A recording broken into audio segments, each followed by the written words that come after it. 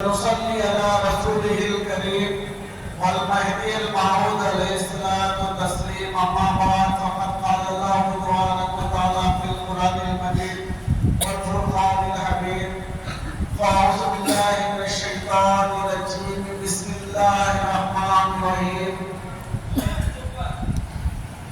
وأقيموا الصلاة وآتوا الزكاة. صدق اللہ العلی العظیم. تمام تعریفیں، تمام مقدس ثنا، تمام اچھائیاں، تمام کبریائیاں، تمام بڑائیاں اس رب العالمین کے لیے سزاوار ہیں جو تمام جہاں پر احمد ہے، جس نے ساری کائنات کو لفظ کن سے پیدا کیا. وہ ایک ہے، وہ واحد ہے، اس کا کوئی شریک نہیں. اور اللہ تبارک و تعالی ہم تمام کا مالک و خالق ہے، اور ہم سب کو اسی کی طرف لوٹ کر جانا ہے. اللہ تبارک و تعالی کا احسان عظیم ہے کہ اس نے ہم کو اشرف المخلوقات میں سے پیدا کیا، سب سے اعلیٰ ترین انسان کا مقام بنایا، انسانوں کو پیدا کیا. اس سے بڑا احسان یہ ہے کہ اس نے محمد صلی اللہ علیہ وسلم کی امت میں پیدا کیا. اس سے بڑا احسان یہ ہے کہ قوم مہدویہ میں اس نے ہم کو پیدا کیا. اس کا ہم جتنا بھی شکر ادا کرے کم ہے. ہو سکتا تھا کہ ہم کہیں بھی پیدا ہو سکتے تھے، اور جہاں پیدا ہوتے وہ ہمارے جو ماں باپ ہوتے، وہ جو سکھاتے، وہ جو بتاتے، وہی ہم کرتے. شکر ہے اللہ کا کہ لا الہ الا اللہ محمد رسول اللہ صلی اللہ علیہ وسلم پڑھنے کے گھرانے میں اللہ نے ہم کو پیدا کیا، اور حضور مولانا مہدی موعود علیہ السلام کی تصدیق کرنے والوں میں سے پیدا کیا. اگر ہم کسی غیر مہدوی کے گھر پیدا ہو جاتے تو وہی کرتے، وہی کہتے جو وہ کرتے ہیں. یہ اللہ کا کرم ہے، اللہ کا احسان ہے. بنا مانگے کے، بنا طلب کرے اللہ تبارک و تعالیٰ اتنی بڑی دولت، اتنی بڑی نعمت سے نوازا.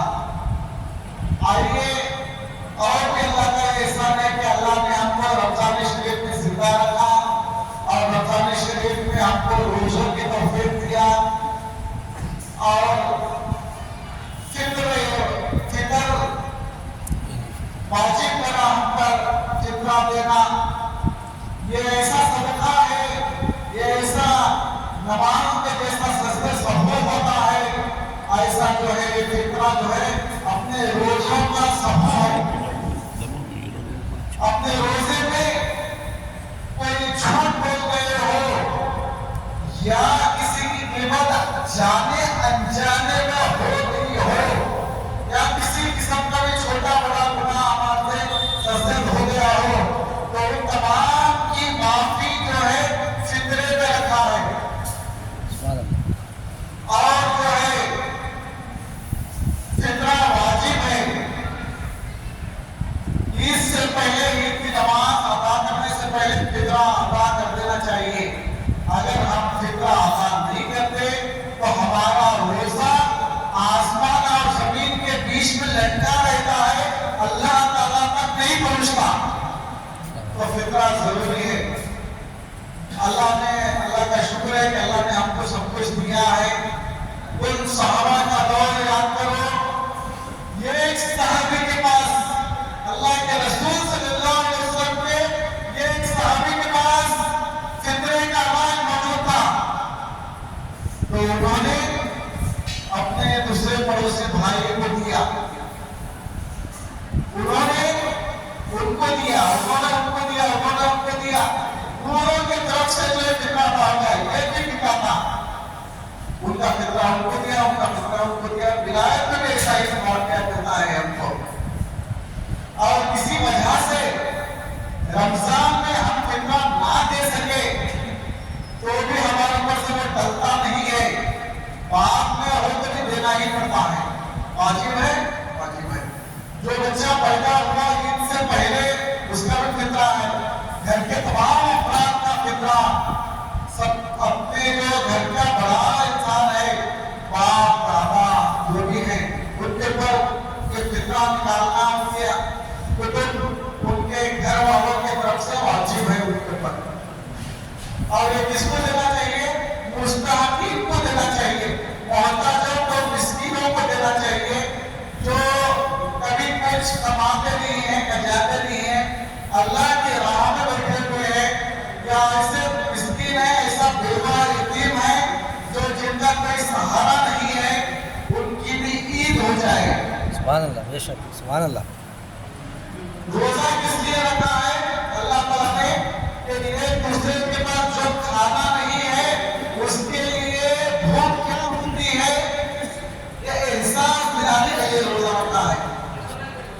آئیے اسی طریقے سے یہ صدقہ واجب الفطر ہے، یہ بھی ایک صدقہ ہے، یہ روزوں کا صدقہ ہے، جسم کا صدقہ روزہ ہے، مال کا صدقہ پیسہ ہے۔ تو اللہ تعالیٰ قرآن شریف میں فرماتا ہے کہ اور نماز کو قائم کرو اور تم زکوٰۃ ادا کرو۔ جو انسان صاحب نصاب ہوتا ہے، صاحب نصاب کس کو کہتے ہیں؟ 7.5 تولہ سونا یا 12.5 تولہ چاندی جس کے پاس سال بھر رہے، یا اس کی قیمت ان دونوں میں سے کسی ایک چیز کی قیمت بھی ایک سال تک جس کے پاس رہے، چاہے اپنے پاس ہو یا بیعت میں ہو یا گھر میں ہو یا بھائی کسی کے پاس رکھے ہو، اتنا مال اگر ہے تو وہ صاحب نصاب کہلاتا ہے اور اس کے اوپر زکوٰۃ واجب ہو جاتی ہے۔ اور جو مال رکھنے کے باوجود زکوٰۃ نہیں نکلتا وہ ملعون ہے، لعنتی ہے، اور دوزخ میں جائے گا قیامت کے اندر۔ اور قیامت کے اندر مال کو اللہ تعالیٰ حشدہ بنائے گا، صاف بنائے گا، اور وہ جبڑا کھولے ہوئے اپنے منہ کے پاس آئے گا، وہ کہے گا کہ میں تیرا مال ہوں، اب مجھے مزہ چکھ۔ جو حال رکھا کرتے تھے اور جو زکوٰۃ نہیں نکالتے تو ان کا مال صاف بن کر آ کر گلے میں پڑے گا اور یہ کہے گا کہ میں تمہارا مال ہوں جو تم نے دنیا میں جما کر رکھا تھا۔ اور اللہ تعالیٰ لوہا بنائے گا، آگ بنائے گا، آگ بنا کر جو ہے پگھلائے گا اور اپنے پیشانیوں میں ڈالے گا ان لوگوں کو جو مال رکھتے ہوئے بھی زکوٰۃ ادا نہیں کر رہے تھے دنیا کے اندر، اللہ اور اللہ کے بندوں کا حق ادا نہیں کر رہے تھے، تو جو ہے وہ پیشانی میں رکھا جائے گا، جب تک گرم ہوگا وہاں پر ڈالا جائے گا اور وہ ٹھنڈا ہو جائے گا، پھر سے اس کو گرم کرا جائے گا، پھر سے ڈالا جائے گا، یہی عذاب چلتا رہے گا۔ دنیا میں زکوٰۃ نکالنا بہت آسان ہے، انسان زکوٰۃ سے زیادہ خیرات کر لیتا ہے سال پر، لیکن کبھی اپنے مرشد کے پاس بیٹھ کر، اپنے حضرت کے پاس بیٹھ کر یہ نہیں پوچھتا کہ زکوٰۃ کا نصاب کتنا ہے، زکوٰۃ کا کتنا پیسہ ہوتا ہے۔ ہم سال میں کئی پیسے نکال دیتے ہیں اللہ کی راہ میں، لیکن حساب کر کر 100 روپے کو 2.5 روپے، 1000 روپے کو 25 روپے، 10,000 کو 250 روپے۔ اگر کسی انسان کے پاس 50,000 روپے ہے، 250 سے 12,500 روپے، یوں 5,000 نکال دیتا ہے۔ انسان مالدار انسان جو ہے، اللہ نے جس کو دیا ہے سال بھر میں 5,000 اللہ کی راہ میں کسی کو خیرات میں نکال دیتا ہے، چلو اس کو ثواب ملتا ہے، ٹھیک ہے، لیکن جب تک وہ 1250 سونا یا چاندی کا نصاب یعنی حساب و کتاب رکھ کر جب تک زکوٰۃ کی نیت سے جو صاحب نصاب نہیں ہے، بیوہ ہے، مسکین ہے، فقیر ہے، یتیم ہے، ان لوگوں کو اس کا حق ادا کرنا واجب فرض ہے۔ ہم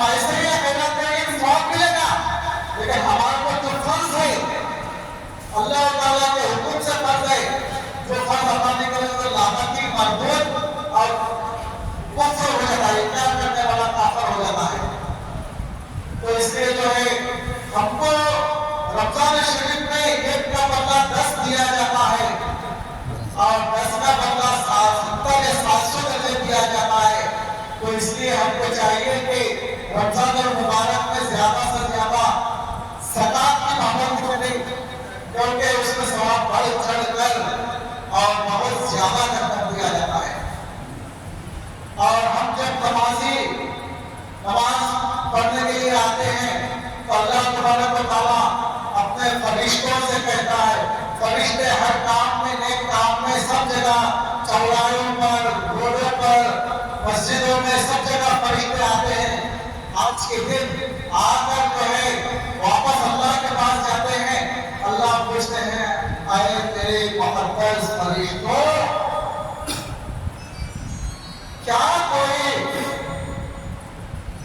کوئی مزدوری کرے، محنت مشقت کرے تو ان کو کیا کرنا چاہیے بدلے میں؟ تو فرشتے کہتے ہیں کہ ان کو فوراً مزدوری دے دینا چاہیے۔ تو تم یاد رکھنا، جو بندے رمضان شریف میں روزے رکھے ہیں ان کی حسن، ان کا بدلہ میرے خوشنو بھی، اور میں نے مغفرت کر دی ان کی۔ سبحان اللہ، سبحان اللہ۔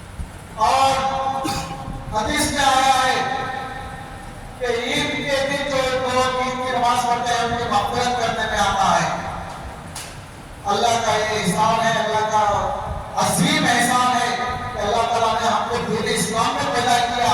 وہ لوگ اٹھا کر دیکھو، حضرت بلال رضی اللہ تعالیٰ عنہ کو اتنا مارا جاتا تھا، اتنا پیٹا جاتا تھا، بڑے بڑے چٹان سینے پر رکھ دیتے تھے۔ کافر ان کا جو مالک تھا وہ جو ہے بلال رضی اللہ احد کہتے جاتے اور وہ مارتا جاتا تھا، کبھی احد سے باز نہیں آیا۔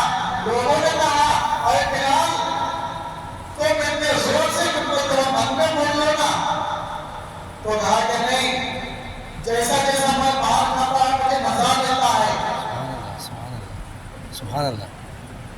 اور میں کلمے سے تو باز نہ آؤں گا، جان دے دوں گا، لیکن میں جو احد کہنے سے باز نہیں آؤں گا۔ نبوت کے واقعات آپ مطالعہ دے لیجیے، بہت سارے تکلیفوں کے ساتھ، بڑے پریشانیوں کے ساتھ، بڑے مصیبتوں کے ساتھ اسلام ہمارے تک آیا ہے۔ ہم اس کو آسانی کے ساتھ جانے دیں؟ تھوڑی بات کے لیے کسی کی دوستی، کسی کی یاری کے لیے ہم کسی ہندو سے دوستی رکھنے کے لیے ہم نے اپنے اسلام کو چھپائے؟ وہ مار کھا کر بھی، وہ شہید ہو کر بھی اسلام کو نہیں چھپاتے تھے، برابر دھڑلے سے اسلام کا علاج کرتے تھے۔ تو ہم کو بھی چاہیے کہ برابر ہم نے جو اسلام کا چرچا کرے، اسلام کو پردے کر نہ چھوڑے۔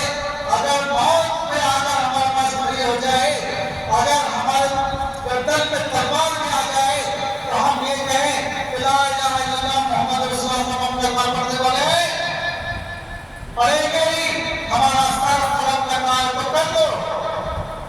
اسی طریقے سے ولایت میں آئیے، علماء سو نے، علماء دنیا دار نے کیسے مہدویوں کی پر فتوے لگائے تھے۔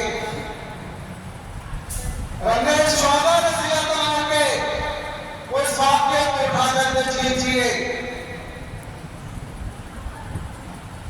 جب اعلان کر دیا گیا جو مہدوی کہتا ہے اس کو مارا جائے گا، خوب مارا جائے گا، اور مہدوی سے اگر گر جائے گا تو جان بخشی جائے گی، اور مہدوی کے پر غائب جائے گا تو اس کو قتل کرنے میں آئے گا، شہید کرنے میں آئے گا۔ تو انگریز احمدآباد میں چیمار میں 2 بچے رہتے ہیں، اسماعیل پیر اور محمد کبیر رضی اللہ تعالیٰ عنہ۔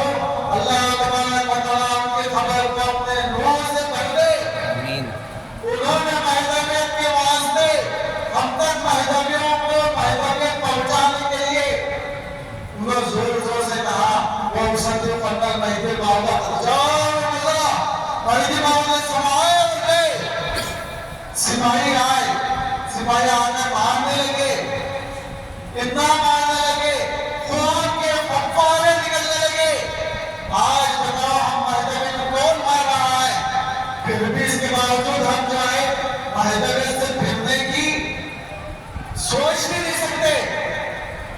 لیکن چند ایسے انسان جو ان کو بہکانے والے بھڑکانے والے ہو گئے ہیں، دنیا کے اندر ایسے پیدا ہو چکے ہیں.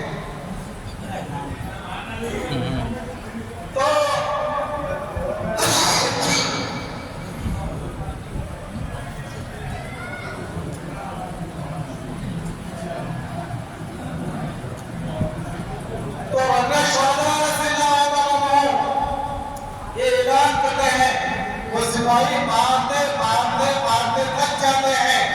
یہ پوچھتے ہیں یہ بچوں کا کوئی والی ہے، سرپرست ہے؟ تو کہتے ہیں کہ ہاں یہ بوڑھی ماں ہے. ماں کو بلاتے ہیں، کہتے ہیں کہ دیکھو مہدی موعود علیہ السلام کی تصدیق سے منہ پھرا دینا تمہارے بچوں کو، ورنہ ہمیں کو قتل کر دیں گے. تو ماں کہتے ہیں اچھا میں بچوں کو سمجھاتی ہوں. ماں بچوں کو سمجھاتی ہے، کیا سمجھاتی ہے؟ دیکھیے اے بیٹا تم مہدی موعود علیہ السلام کے نام پر قربان ہو جانا، ورنہ قیامت کے اندر میں دودھ نہیں بخشوں گی. سبحان اللہ سبحان اللہ. مہدی کہتے ہوئے جان دے دینا، لیکن کبھی مہدی موعود علیہ السلام کے نام سے منحرف مت ہونا. تو بچے اچھا ماں کہتے ہیں. پھر جو ہے وہ سپاہی آتے ہیں تو پوچھتے ہیں، وہ زور سے چلا کر یہی کہتے ہیں، وہ صدیقان کرتے ہیں کہ باؤدہ کا تجا بے شک مہدی موعود علیہ السلام آئے اور گئے، ہم نے ان کو مانا مننا اور صدقنا یہ کہتے ہیں. تو ایسے دور میں بھی ماں کھا کر بھی مہدویت کو نہیں چھوڑا. ہم قدر نہیں کرتے. جو چیز فری میں ملی ہے، مفت میں ملی ہے، اس کی قدر زیادہ نہیں کی جاتی. جو مشقت و محنت و مزدوری سے کما کر انسان خود پسینہ بہا کر کوئی چیز خریدتا ہے، اس کی قدر کرتا ہے. جو فری ملی ہے، مفت ملی ہے، اس کی قدر نہیں کرتا. تو آج ہم کو دین اسلام، دین مہدویت گھر بیٹھے ملی ہے، اس لیے ہم قدر نہیں کرتے. تو اس لیے ہم کو چاہیے کہ ان شہداء کو یاد کرے، بلال حبشی رضی اللہ عنہ کو یاد کرے، اور کربلا کے شہیدوں کو یاد کرے جنہوں نے اسلام کے لیے اپنی جانوں کو لٹا دیا. وقت پڑے تو ہم بھی انہیں کی طرح اپنی جان کو قربان کر دیں گے، لیکن دین اسلام سے، دین مہدویت سے کبھی نہیں پھریں گے. اللہ تعالیٰ سے آخر میں دعا ہے کہ اللہ تعالیٰ اپنے فضل و کرم سے حضرت رسول اللہ خدا صلی اللہ علیہ وسلم حضرت مہدی موعود علیہ السلام کے ساتھ خیر سے اللہ تبارک و تعالیٰ ہم تمام کو نیک اور ایک بنائے، اور اللہ تعالیٰ ہم تمام کے چھوٹے بڑے جانے انجانے تمام گناہوں کو بخش دے، آمین. معاف فرما دے. آمین. اور جو بے روزگار ہیں اللہ روزی نصیب فرمائے، اور جو بے اولاد ہیں انہیں اولاد نصیب فرمائے، اور جن کی شادیاں نہیں ہوئے ہیں، بڑی عمر کے بچیاں بیٹھے ہیں، اللہ تعالیٰ اچھے سے اچھے جوڑے نصیب فرمائے. آمین. اور اللہ تعالیٰ ہم تمام کو دین اسلام، دین مہدویت کو سمجھ کر اس پر عمل کرنے کی توفیق عطا فرمائے، اور ہمارا خاتمہ ایمان پر اللہ اپنے دیدار کے ساتھ نصیب فرمائے، اور اللہ تعالیٰ ہم تمام مسلمین کرام کی مغفرت فرمائے. آمین. آمین. سبحانک یا رب العالمین.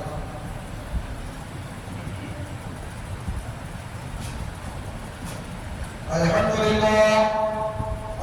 لله نحمده ونستعينه ونستغفره ونؤمن به ونتوكل عليه ونعوذ بالله من شرور انفسنا ومن سيئات اعمالنا. من يهده فلا مضل له ومن يضلل فلا هادي له. اشهد ان لا اله الا الله وحده لا شريك له واشهد ان محمدا عبده ورسوله.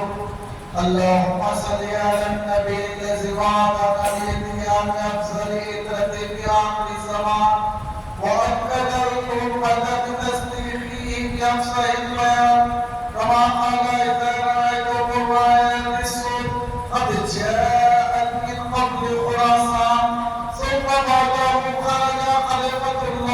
المهدي وبايعوه ولو حقا على الثلج اللهم صل على من هو موعود رسول الانس والجان الذي هو مصداق آية القرآن خلق الإنسان علمه البيان واعلم أيها الناس أن الله تعالى صلى على نبيه قديما وقال الله تعالى ولم يزد قليلا عليما وعاملا حكيما تمدوحا لكم وتعليما وتشريفا بقدر نبيه وتعصيما إن الله وملائكته يصلون على النبي يا أيها الذين آمنوا صلوا عليه وسلموا تسليما اللهم صل على محمد وعلى آل محمد وبارك وسلم وصل على جميع الأنبياء والأولياء والمرسلين والملائكة المقربين وعلى عباد الله الصالحين وعلى كل ملك برحمتك يا أرحم الراحمين اللهم ارض عن الخلفاء الأربعة السعادة الخلفاء وعن النساء الخمسة المميزة بالولاية والاصطفاء والعز آپ سب کو عید مبارک عید الفطر مبارک اور بڑا سا معاف کرنا واسطے اللہ کے معاف ہے اللہ اور آپ سب کو پھر ایک بار دل کی گہرائیوں سے عید مبارک آمین